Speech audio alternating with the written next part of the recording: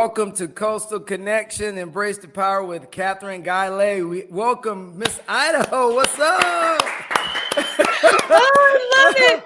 You see Hell me yeah. dancing to your music. Congratulations, you guys, on a great show. I've been watching every single show. I've been loving it. I am loving how much fun you guys have with this. Just keep it up. Oh yeah, and we appreciate you coming on. Me and Mike G are in the house here in Tampa, and we know you're up in Cole, Idaho. Mike was making jokes earlier about potatoes, but we're gonna leave that alone. Idaho potatoes. Bring on the jokes. All right, so I am tracking that. You have an MBA and you were a businesswoman, and you've converted to like this naturalist, and I call you a naturalist out of my true heart, is because you're my Henry David Thoreau, that everybody needs nature. And so you have touched a lot of things. So right now, kind of give everybody out here a little background on where you're from and what you're about, and then we'll go further and ask you a couple questions. Sure, I'd be delighted. I'm so honored to be here with you guys. Again, you're so much fun. I love your show. I love what you're all about. So Vince and I were talking in the pre-interview chat. We go back to the Midwest. So I was actually born in Milwaukee, and I sort of grew up in Chicago and decided it was way too cold, which is really funny. And I was like, I just could not wait to get out of there.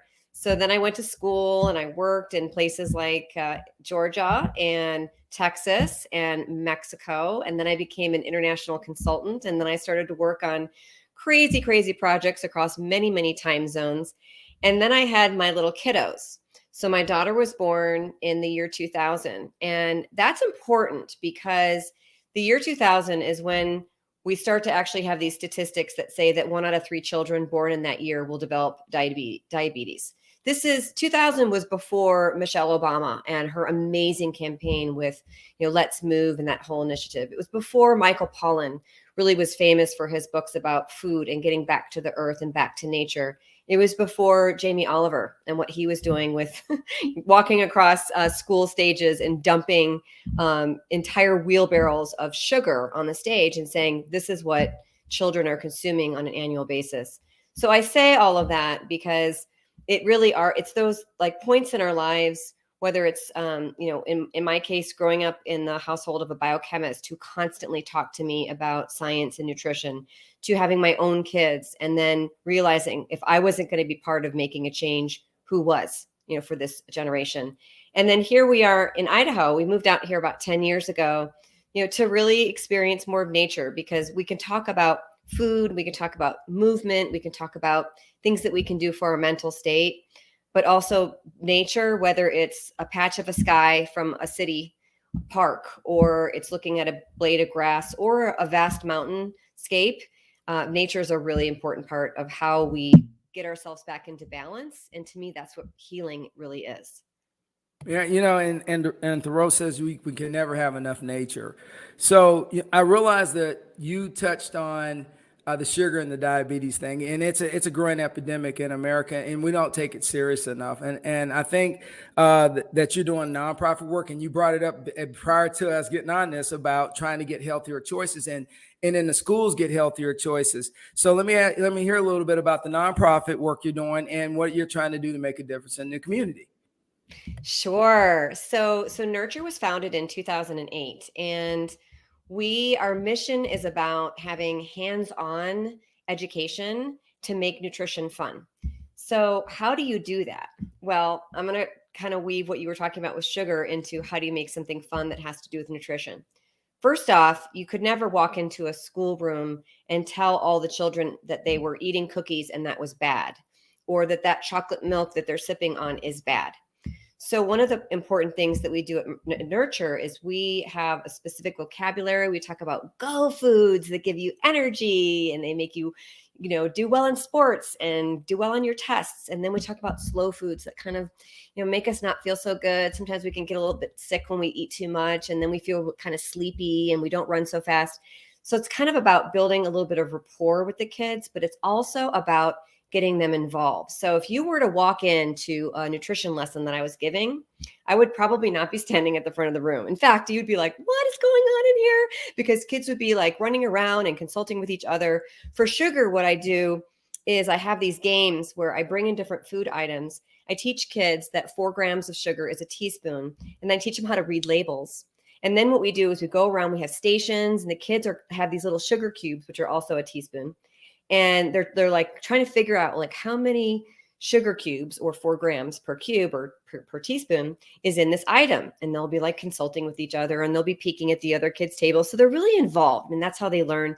The best thing, guys, is that I typically save the big Mountain Dew for the teacher. And by then, the kids have gotten pretty smart, and they, of course, love to know more than their teachers, right? And so I give them the answer, which, by the way, is 77 grams. So the teacher basically has to build this pyramid of sugar cubes as the kids are watching on, and they're like, more, more, more. So if you were observing this room, you'd be like, what is going on here? But afterwards, if you were to talk to those kids, most kids would say on their own, from their own choice, because of their own education and inspiration from that lesson, they're probably not going to be drinking a lot of Mountain Dew. They might be choosing something else, maybe water, and maybe that one cookie with lunch or something. So it's about inspiration, education, and choice, but of course involving the kids. So that's what Nurture is about. So, a question, Kathryn. So you pretty much use psychological things to show them that it's not good for you, all the sugar and stuff like that, and show them physically that things are breaking apart, and that's what happens in your body. So pretty much it's elements you're entering in the kid's mind where they can grow up and feel like, okay, I know that's not good for me, and that's good for me, and which I find, excuse me, very well, because kids start small. When you start them small and you teach them things, they're going to develop knowing some other things as well. So that's where you're coming in. You're portraying that good health, good things, better living, longer life. So that makes sense. And also, does that inspire you writing your books? I know you write books as well, correct? Yeah, well, thanks, Mike G. I mean, gosh, my books are definitely interwoven. I mean, our lives are just these incredible tapestries where everything seems to be intertwined. And so my books, my first book was called Mountain Mantras, and it's all about life lessons for wellness and for success in life. And it's actually a story. I weave in how I learned to ski and how humbling that was and what I learned, and then how that translated into how we can quickly remember things for being, well and successful in life. You're on my kids' books right there. Those are really my heart projects. So I would find when I would go to schools that kids would get really excited about eating a rainbow of fruits and vegetables. That's why I'm wearing my rainbow things, because really teaching kids about trying new foods and all the colors from Mother Earth, they're all so good for your body in different ways. Well, what we found is we would have these rainbow days and the kids would get all excited, and then we have this bar, a rainbow bar of all these different things that they could try. They could make a rainbow smoothie. They could fill their plate with all different color vegetables. And the parents and teachers said, Kathryn, that made such a difference. We see huge changes, but guess what? It starts to wear off in a couple of weeks. So what we wanted to do was to create some leave behind so the kids could read books about why eating a rainbow is fun, why it's magical, how it helps you in all these different ways. So it's really funny, Mike, all of these things in life, it's like they're all supporting one another. They're all intertwined. They may not be linear, right? Like, I don't think I wrote my kids' books until I had been teaching in the classroom for maybe 8 years. But now I have them today, and they're one of my most fun tools that I get to use. I really like that and how you approach it, because I've taken a new approach to like fitness, and I used to do this horizontal thing, like the old pyramid of this amount of reps, eat this kind of food. I've went to a vertical process now of integration for my workouts. Now I literally start with the raw material of, okay, what I consume matters and how it's going to affect me a couple hours from now. And, I've gotten better with it as with age. But, I noticed in schools is that we have gotten away from really building the nutritional pyramid that we had back in the early 90s, when they were really starting to break foods up into food groups. But we also realized, even though we were breaking them in food groups, that they were still unhealthy to some degree. So as you look at some of the stuff that you're working on and in your kids' books and the dynamics, how is that playing over to adults? And as you do your mental healthness, you do mental health discussions on your podcast, you do wellness on your podcast, you talk about yoga on your podcast, you talk about getting outside and hiking. And so how do you roll all that in to when you're talking to board members, because you also do a lot of board members and speak with different groups. So how do you do that? Yeah, so it's all about, putting on different hats and then really trying to understand what your audience, whether it's a group of little kids or whether it's a group of board members, really could benefit from. Like, what are their needs? And so, we were talking about flowing from children to parents. So a lot of times what kids really need is they need to be heard, seen, understood, right? They need to feel like they can make a difference too. So one of the things that I have seen with kids, and this is behind the scenes, if I hear that maybe there's an issue between a parent and a child, like say the parent is saying, oh, my kid is such a picky eater and all Tommy eats is just, this one food and he won't try anything else. He's so picky. Okay, so what I try to do is I step back from that. And I think this is helpful, guys, in everything that we do, is first of all, to see that, let's say I'm talking to the child, as seeing that child as being whole and perfect and doing the best he or she can. Then I start to look at how can that child be part of a solution. So then I might say to Tommy, gosh, your mom and your dad, they're really they want to get more fit. Your mom's going to be doing this, 3K or something. How do you think you might be able to help your mom and dad in their health goals? And you know what? When you turn that around from Tommy being that problem child, that picky eater, to being part of the solution, to asking how he or she can contribute, everything shifts. And then what happens is something happens in between, the parent child, and it could be between, a couple, it could be between members of a team in a Fortune 100 company.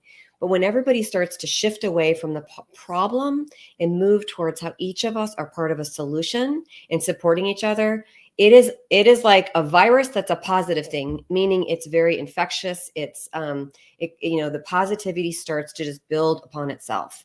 So that's Mike, you talked about the psychology of it. What that really is all about is that's about positive psychology and how we communicate with people.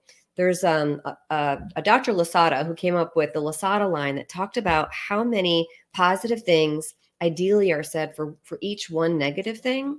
And just say, oh, you're such a picky eater. Like, that's a negative thing. I would need to say 3 things to that child to neutralize that, what happened with that negative comment.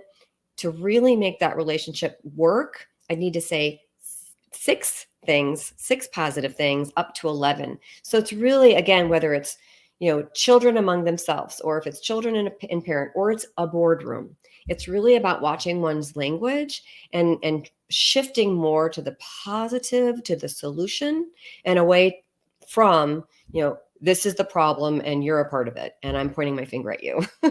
Does that make sense? Yes, it does. It does make sense. So pretty much do you see it more of a fragile development for the kids though? Like, you can't really be too direct. So it's just a fragile development to kids. Do you even work with adults as well? Or you just work with kids?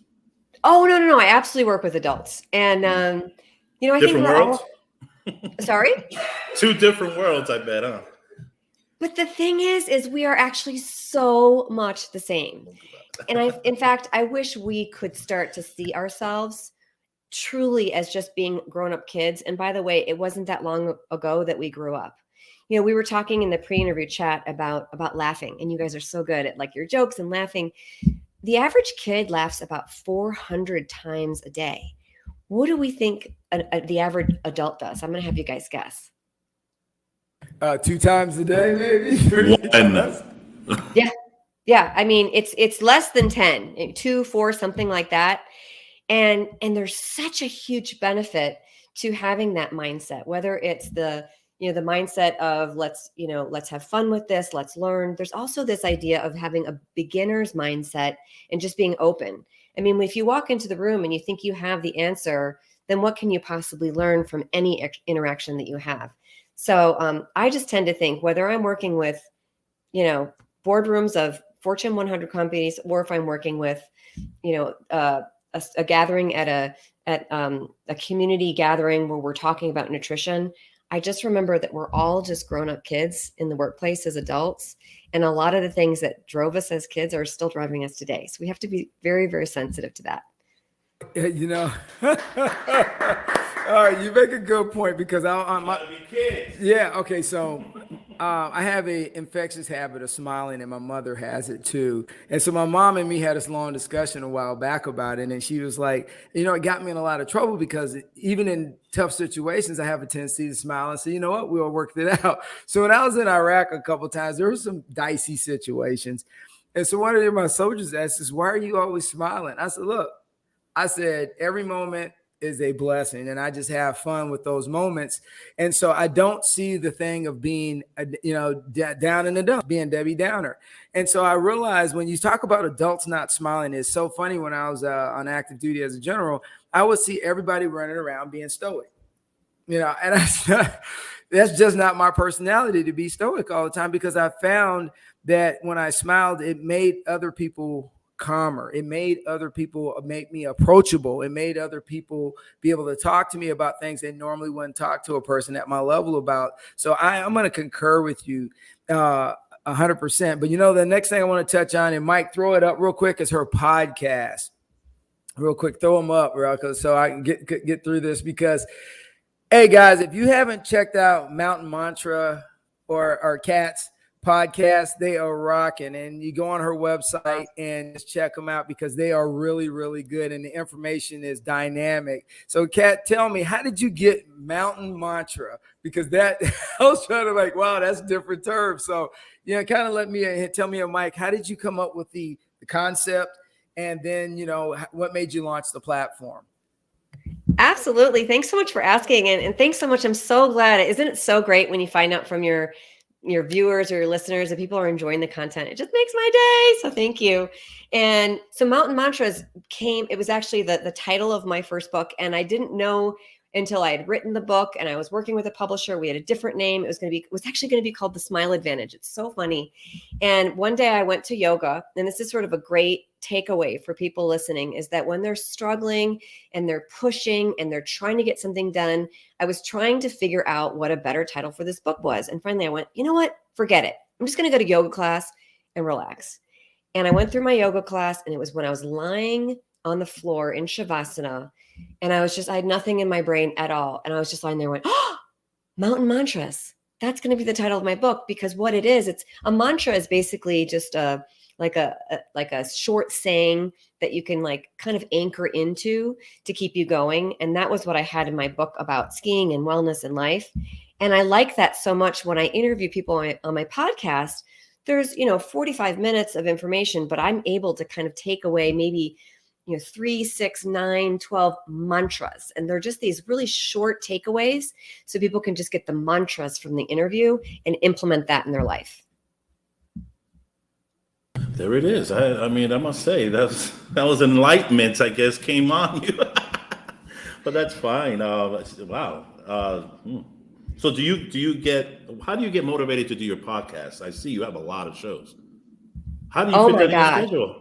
How do you do that? I don't need any motivation for that. I absolutely love my podcast so much. I mean, I would do that morning, lunch and night if I could. It's one of those things, we need motivation for other things, but that one is just like the little kid in the candy store. I just can't wait to get onto my podcast. I like the variety of guests you have. Me and Mike were going through it the last couple of days. I like the different. It's just the variety of guests you have on there and subjects that you discuss. But the one thing that you always impact on is people's mental health. So let's talk about the mental health part, post-COVID, pre-COVID. Because this is not the first time in our history that we've dealt with pandemics. However, this is the first time in our history that we've had the tools to help people overcome their anxieties after a pandemic. And so kind of how did you, when the pandemic happened, just walk me through from when the pandemic happened, how you started seeing the world differently. Oh my gosh, it's so interesting that the start of the pandemic around March of 2020 was right when I was in the middle of interviewing a lot of people in the world of brain spotting. And brain spotting is a mental health therapy. It also involves somatic healings or somatic I don't want to use Peter Levine's word, but his word is somatic experiencing, which is like allowing the body to guide you towards, what might be next, right? And being open to uncertainty. But it was actually March of 2020 when I interviewed the founder of Brain Spotting. And what he said to me was, in one of his key principles of brain spotting, which, by the way, do you guys want me to just do like a quick explanation of what brain spotting is? Absolutely. I was about that. So it is a mental health therapy. If you've heard of EMDR, which is eye movement desensitization, I can't remember actually EMDR, but you actually track something with a therapist, and it's using the eye movement to allow different files or memories in the brain to kind of open up and get resolved. I know it sounds really, really crazy, but it really, really works. And so what brain spotting does is it combines this eye movement or a fixed eye location is really what brain spotting is more about, with somatic experiencing. Again, it allows people to just process things. They don't really have to talk about things, which I think is a great thing. In fact, Vince, that's been used in a lot of situations where, veterans have had PTSD and they don't really want to talk about the situation, but they can come back and they can process it in silence with the therapist through brain spotting. So with the whole pandemic, when I was talking to David Grand, what he reminded me of was a few key things. One is that uncertainty is very, very difficult for human beings. So just being able to understand that we're not alone, that we feel uncertain, and that's very uncomfortable, I think is very important. The other thing, there's two more things. The second one is that what this pandemic created for us was basically an existential trauma, meaning we all these questions like, why am I here? How long am I here? Like, what are these things that are happening in this world? The pandemic really triggered a lot of the sort of existential thinking and trauma that we were having as a community as a whole. But here's the key thing, is that it also opened up, this whole circumstance opened up the possibility of change, meaning we know that we can't stay constant. There is nothing as constant as change. So can we come out of this whole thing a better version of ourselves? Can we go inside and do some inner work? Because that's where it really starts, so that we can show up as better versions of ourselves for each other, so we can come out of this pandemic on the other side. So that to me was kind of where I was at with mental health, with pandemic, and with brain spotting in particular. But if I can be part of a movement, the three of us, to remove the stigma that people have of mental illness, and instead just be aware that we are all part of this. This is, like an existential crisis across the globe, and then try to figure out how we can support each other so that we can move through this and hopefully come out better on the other side. Yeah, Mike, you got anything on that one? Because we're talking mental health. It was true. It was true, because I've seen a lot of people we all seen a lot of people, I should say, that were closed in for 30 days or something in the house. So that can right there, we're not really trained for that. We're not really used to that. We're used to getting up and getting out the house.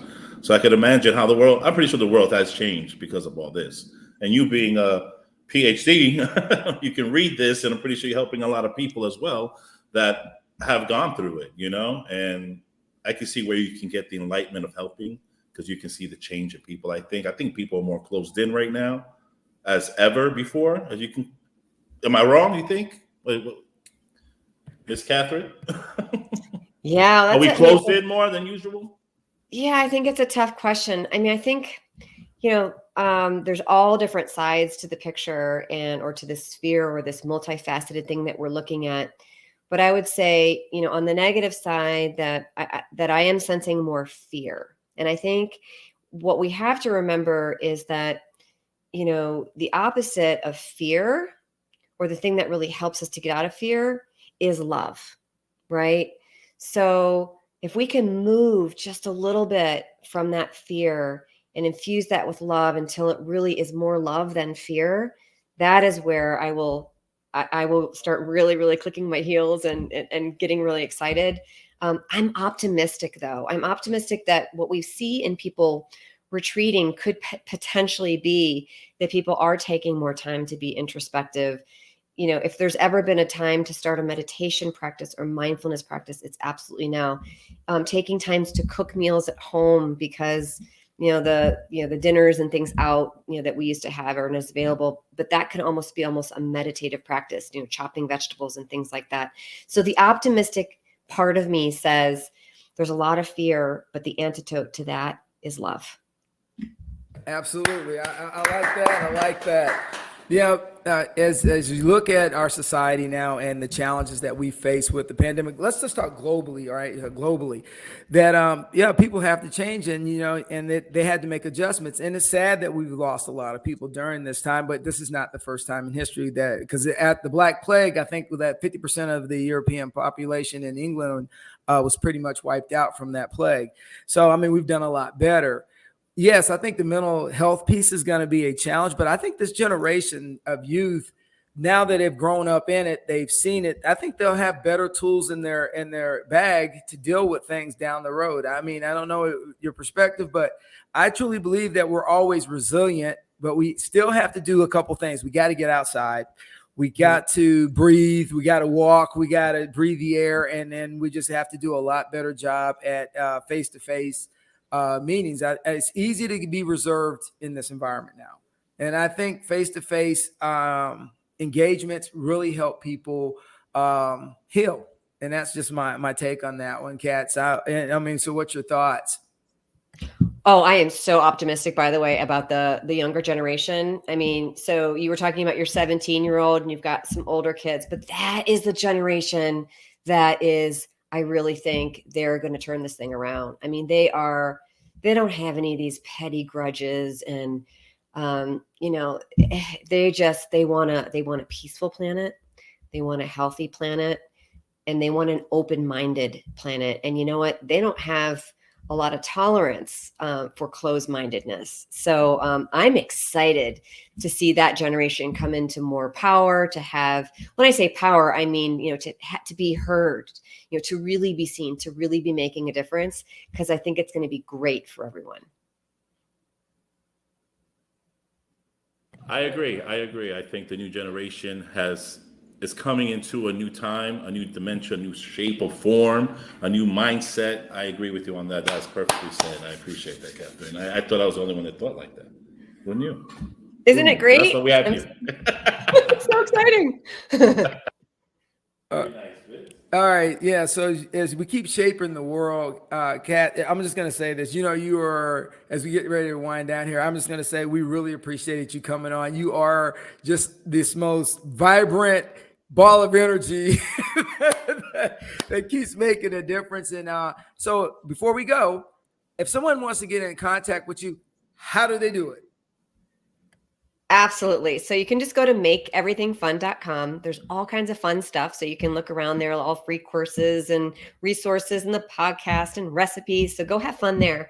And if you want to reach out to me, there's a contact page. And I actually, it comes right to me. So I do get that. And I would be thrilled to be in touch. And what an honor to be with you guys. I am so thrilled with what you've done with Coastal Connection. I'm honored to be the mountain woman that got to come in and bring that mountain fresh air to you guys. But what you're doing in implementing this program and creating change in the world, it's just fantastic. So I'm honored. Oh, thanks. Hey, Mike, you got anything before we sign off, brother? Kathryn, it's been a pleasure. You have a lot of things dynamically happening. I'm going to start checking your podcast now, because you check our podcast and we all check each other's podcast. And it was a pleasure, as always. Thanks, Mike. You're awesome. I'm going to keep retweeting your podcast. I'm going to keep retweeting your podcast on a regular basis, like I do on Twitter and then on Facebook. And you know what? I appreciate you coming on. Tell Alexander to do his homework. I will. Yeah, you heard me talking before about staying off the internet, but yeah, we gotta be good role models to this, is because that's that generation. That generation's going to grow up, but the more that we can model good things to them, the better. And so what we always say, Kat, before we get out here, keep it rolling. Until next time, everybody. See you later, man. See you later. Bye.